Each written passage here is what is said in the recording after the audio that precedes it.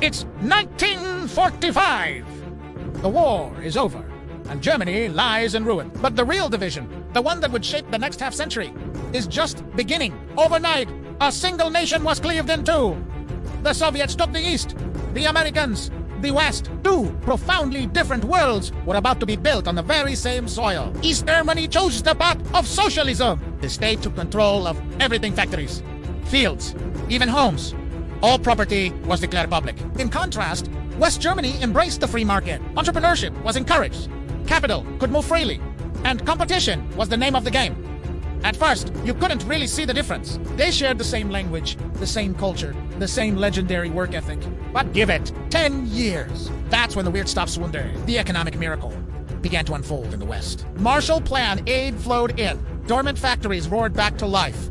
And the genius of German engineering was reborn. People were getting promotions, starting their own companies, and building wealth. Freedom wasn't just a political slogan. It was an economic reality. Life in the East told a different story. Sure, everyone had a job, but nobody could get ahead. Whether you worked your fingers to the bone or barely lifted a finger, your salary stayed the same. Innovation was seen as a risk, and standing out was dangerous. The state meticulously planned everything, but somehow there was never enough of anything. By the 1960s, the gap was no longer a crack. It was a chasm. In the West, you saw Volkswagen Beetles on the streets, families going on vacation, and shop windows bursting with color. In the East, you saw long queues for basic goods, ration cards, and a landscape of monotonous gray buildings. And so, people started to vote with their feet every night. Thousands escaped from East to West, seeking a better life.